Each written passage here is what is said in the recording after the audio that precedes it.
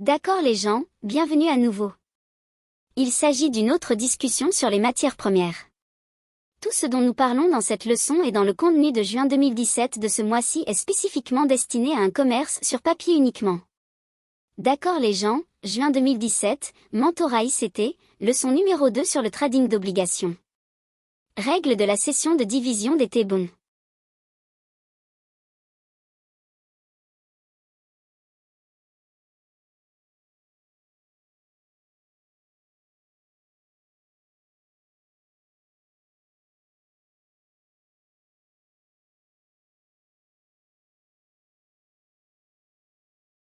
Avant d'entrer dans le vif du sujet, je comprends que la plupart d'entre vous sont ici pour apprendre comment trader avec mes concepts Forex.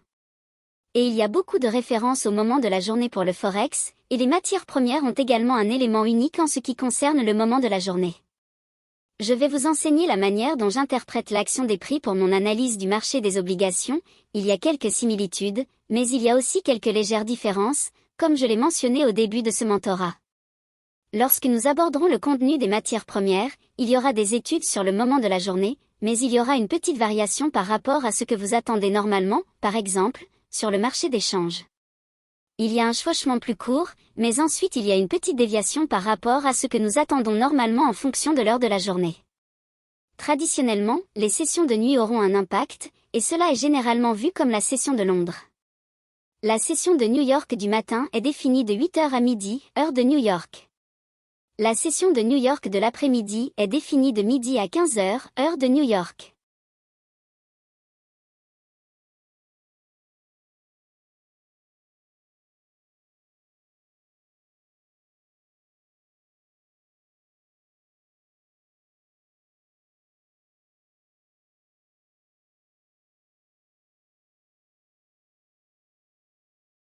Avant d'aller plus loin, je tiens simplement à rappeler que bien que nous soyons généralement familiers avec la session de New York ou la kill zone de l'ouverture de New York, et qu'il y ait une kill zone de la fermeture de Londres, ainsi qu'une plage quotidienne que nous savons peut-être négocier jusqu'à 14h, il y a un petit chevauchement, mais nous allons en fait le diviser en deux sessions.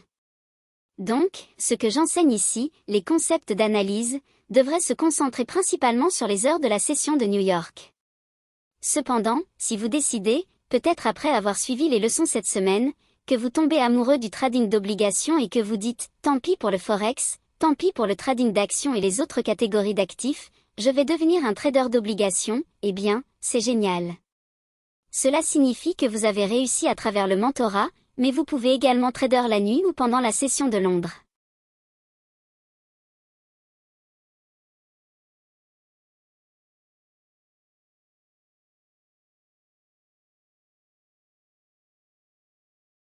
Le ZB, ou bon du trésor à 30 ans, est le commerce avec des éléments similaires à ceux dont nous avons parlé en ce qui concerne l'ouverture de Londres.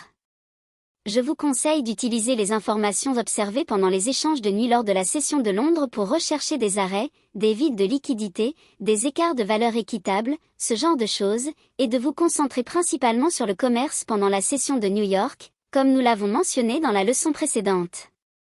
Pour les concepts liés aux obligations, le volume le plus important est observé entre 8h et 9h du matin, généralement avant l'ouverture des marchés boursiers. Donc, entre 8h et 9h30, heure de New York, c'est le moment où il y a le plus d'achats et de ventes de contrats à terme sur les obligations du Trésor. La session du matin présente un avantage intégré car elle voit généralement le volume le plus élevé de la journée. Cela signifie qu'elle forme généralement le point le plus bas ou le point le plus élevé de la session de New York, ou la plage totale réelle des obligations du Trésor pour la journée. La session de l'après-midi connaîtra généralement une continuation ou un retournement, et parfois une consolidation. En général, vous verrez plus souvent un mouvement pendant la session du matin. Lorsque je me concentrais uniquement sur les matières premières en tant que classe d'actifs, je me focalisais principalement sur la période de 8h20 du matin à 11h du matin, mais c'était comme ma kill zone, si vous voulez l'appeler ainsi. Lorsque je négociais le mini SCP, les contrats à terme sur le SCP, les matières premières, les devises et le marché de l'achat, c'était ma journée de travail.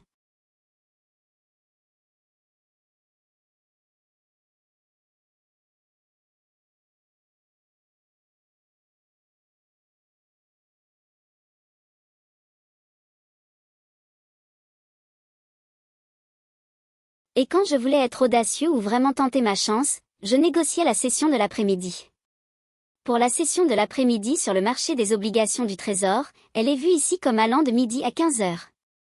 Les journées de tendance peuvent voir une journée de trading complètement unilatérale à la fois pendant la session du matin et celle de l'après-midi. En d'autres termes, l'ouverture vers 8h ou 8h20, heure de New York, crée le point le plus bas de la journée, et le marché peut monter jusqu'à 15 heures de manière totalement haussière, traversant les sessions du matin et de l'après-midi. Ces sessions combinées créent la plage quotidienne complète. Les journées de tendance peuvent également commencer avec l'une des sessions, par exemple, la session de l'après-midi, par exemple. Il pourrait y avoir une réunion tardive de la FOMC, comme celle que nous aurons demain. Le marché des obligations peut être consolidé pendant la session du matin, puis passer dans un environnement de tendance pendant la session de l'après-midi, ce que nous appelons un runner, où le mouvement se poursuit de manière continue. Continuons avec la prochaine session de trading ou la session suivante. Les jours de consolidation peuvent présenter des directions opposées lors des sessions du matin et de l'après-midi, où l'une des sessions peut produire un mouvement brusque tandis que l'autre reste calme ou se consolide. Donc, entre 2 heures du matin et 5 heures du matin, nous comprenons que c'est la session traditionnelle de Londres. Donc, si nous examinons les prix du marché obligataire, nous pouvons nous référer à ce que le trading de nuit a montré entre 2 heures du matin et 5 heures du matin, ce qui nous donnera l'emplacement de nos stops, les zones de liquidité de nuit, les écarts de valeur équitables, et toute mesure de plage quotidienne que nous utiliserions normalement sur le marché des changes. Nous rechercherions cela à ce point de référence spécifique dans le temps. Même si nous ne les échangeons pas activement pendant la session, et je ne veux pas vraiment dire que vous devriez trader pendant cette session avec les obligations, nous nous y référons toujours entre ces deux points de référence, c'est-à-dire entre 2 heures du matin et 5 heures du matin. La session du matin, ou la tendance du matin, est définie de 8 heures du matin à midi. Parfois, la session de 8 heures du matin à midi peut se terminer plus tôt, vers 11 heures du matin, qui correspond à la période traditionnelle de fermeture de Londres. Les traders européens vont chercher à clore leur position, ils ont fait leur argent le matin et se mettent en retrait. Cela ne signifie pas que la journée de trading est terminée ou qu'il n'y a plus d'opportunités, cela signifie simplement que nous allons voir une réduction du volume.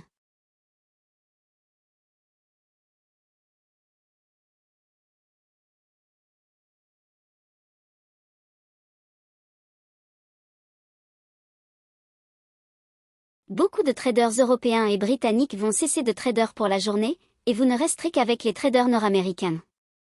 Cependant, vers 11h à 13h, il y a aussi ce qu'on appelle la pause déjeuner de New York. Alors que je la définis en termes généraux, midi marque la fin de la session du matin, sachez qu'elle peut se terminer plus tôt, vers 11h du matin. C'est votre session du matin à New York ou la session du matin à New York. La prochaine partie de la plage quotidienne pour le trading d'obligations est la session de l'après-midi à New York, délimitée de midi à 15h, heure de New York. Encore une fois, il s'agit de la session de l'après-midi à New York. En général, si vous avez un runner, cela signifie que le marché a établi un point bas significatif pendant la session du matin, vous pouvez voir une continuation avec des mouvements mesurés équidistants, ce type de scénario, et ce qui se passe généralement le matin se reflète généralement plus rapidement ou en moins de temps pendant la session de l'après-midi. Si une grande partie de la plage quotidienne moyenne est observée le matin.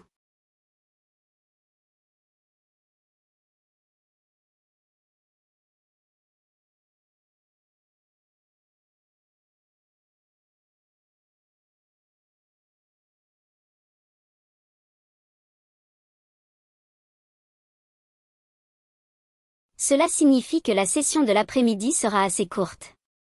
La manière dont nous pouvons utiliser cette information est la suivante. Si nous savons que la majeure partie de la journée a été comblée par la session du matin et que nous nous apprêtons à quitter le marché avant la pause déjeuner de New York, nous pouvons éviter de trader la session de l'après-midi entièrement. Ne revenez pas pour la deuxième partie, soyez simplement satisfait de ce que vous avez gagné et rentrez chez vous en étant en bénéfice. D'accord, examinons les exemples que nous avons eus dans la première leçon et définissons l'action des prix en fonction des règles de la session de division. D'accord, entre 2h et 5h du matin, vous pouvez voir qu'il y a eu un trade à l'ouverture de Londres, le prix remonte, comble un écart de valeur équitable, puis baisse, en allant vers ce que nous comprenons classiquement comme l'ouverture de New York dans le Forex. Mais maintenant, nous devons appliquer les règles des obligations, c'est-à-dire de 8h à 9h du matin. Nous avons notre plage d'ouverture que nous avons définie dans la première leçon, puis nous avons vu un mouvement ultérieur vers le bas, qui correspond à l'ouverture des marchés boursiers, franchissant le bas de la plage d'ouverture, et tout cela se déroule pendant la session du matin de la tendance.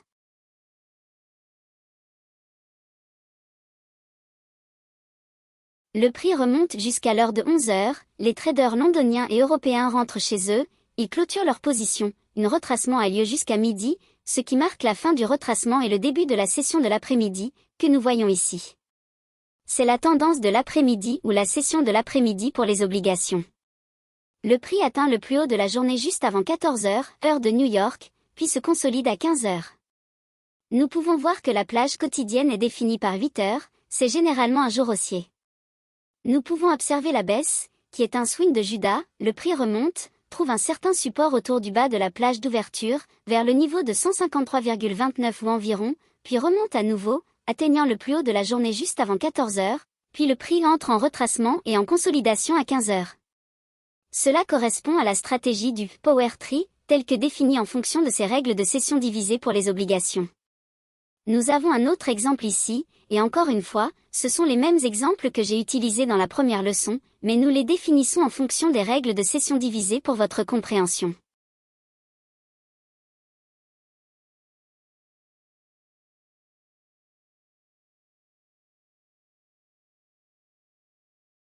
Encore une fois, nous avons un mouvement de prix à l'ouverture de Londres, le prix atteint un sommet, baisse jusqu'à la session de 8 heures à 9 heures du matin, remarquez qu'il franchit le point bas formé lors de l'ouverture de Londres.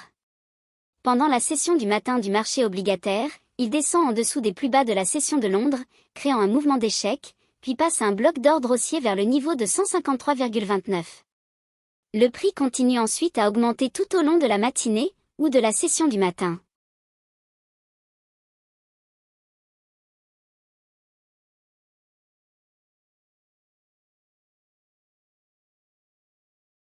Ensuite, vers midi, il crée un profil de renversement de marché, et le renversement a lieu lorsque nous avons les règles de session divisée, avec la session du matin qui monte puis la session de l'après-midi qui descend, offrant toutes deux des opportunités, une pour l'achat et une pour la vente.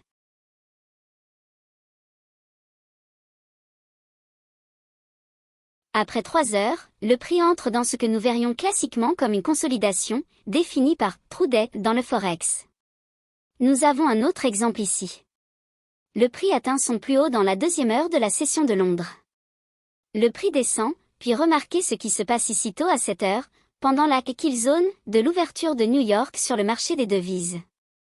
Le prix remonte et dépasse les sommets égaux autour de 154,19, en allant vers la 8e heure. Le prix atteint son plus haut, dépasse les sommets de Londres, puis redescend de manière agressive, en cassant les plus bas formés lors de la session de Londres et les plus bas de 7 heures du matin, entre 8 heures et 9 heures du matin. À 9 heures, cela crée le plus bas du jour, conformément à la session du matin.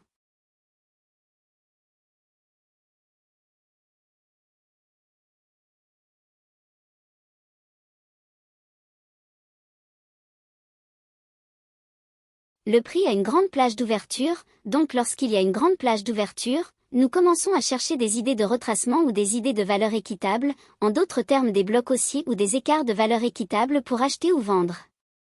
Dans ce cas, c'était aussi parce que le prix a baissé, a éliminé la liquidité en dessous des plus bas à 154,03 et a enclenché les ordres d'achat sur les sommets de Londres. Donc, cela valait pour les deux côtés du marché, mais plus spécifiquement, le prix a baissé, créé un swing Judas, et a créé un turtle soup, c'est-à-dire un mouvement en dessous du niveau de 154,02 dans la plage d'ouverture de 8 heures à 9 heures du matin, heure de New York. Cette bougie de clôture baissière crée un bloc d'ordre haussier à ce niveau de 154,02, et c'est ce que l'on observe pour le mouvement qui se déroule pendant la session de l'après-midi ou la tendance de l'après-midi, et le prix commence à remonter à partir de là.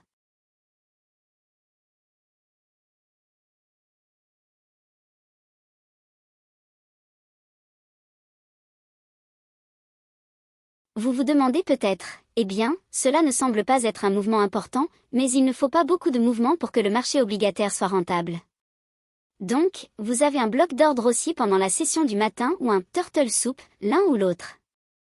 Le turtle soup est un achat en dessous de 154,02, qui correspond au plus bas de 6 heures et 7 heures du matin, où le prix remonte au-dessus de ce niveau de 154,03. Ensuite, le prix revient vers le bloc haussier pour la session de l'après-midi. Vous pouvez prendre ce trade, ou pendant la session du matin, le prix descend pour combler l'écart de valeur équitable à 154,03 jusqu'à 154,02, juste avant l'heure de 10 heures.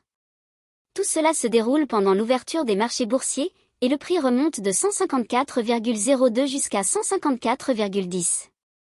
Cela représente un mouvement de 8 ticks, soit 8 fois $31,25 par contrat. Cela serait votre mouvement pendant la session du matin. Je sais que certains d'entre vous pensent que cela ne semble pas être beaucoup, mais vous pouvez trouver ces trades plusieurs fois par semaine si vous êtes très sélectif dans ce que vous recherchez et en fonction du moment. Cependant, le meilleur trade était pendant la session de l'après-midi, et vous pouvez prendre des bénéfices une fois que l'écart de valeur équitable est comblé entre les sommets à 154,10 pendant la session du matin et la dernière bougie haussière à la 8e heure.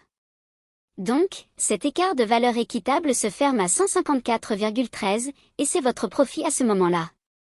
Donc, de 154,02 à 154,13, vous auriez un mouvement de 11 ticks pour la session de l'après-midi, et si vous aviez laissé une partie en tant que runner, vous auriez pu capturer un peu plus de mouvement pour atteindre le haut de la plage d'ouverture à 154,21 plus tard dans la soirée, pendant la session asiatique.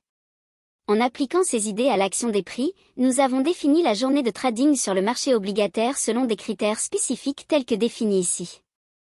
Mais nous incluons également tout ce que nous avons appris en termes de PD arrêt, de flux d'ordres institutionnels et d'autres études sur le moment de la journée, comme cela se superpose avec le Forex. Vous pouvez voir comment il y a une synergie qui se produit entre les classes d'actifs et comment les obligations influencent d'autres marchés. Cependant, vous n'apprécierez pas cela tant que vous n'aurez pas commencé à le faire au jour le jour, à étudier et à tenir un journal du marché obligataire comme nous le montrons ici. Ainsi, nous avons couvert jusqu'à présent le concept de la plage d'ouverture, les bases de ce qui constitue une évaluation du marché obligataire en termes de mouvement, l'heure de la journée que nous aimons étudier et les termes génériques spécifiques des types de mouvements qui ont lieu à ces heures de la journée. La prochaine leçon portera sur le trading et les journées de consolidation, et comment nous pouvons rechercher de petits mouvements avant d'arriver aux journées de tendance où il y a une grande plage disponible. D'ici là, je vous souhaite bonne chance et bon trading.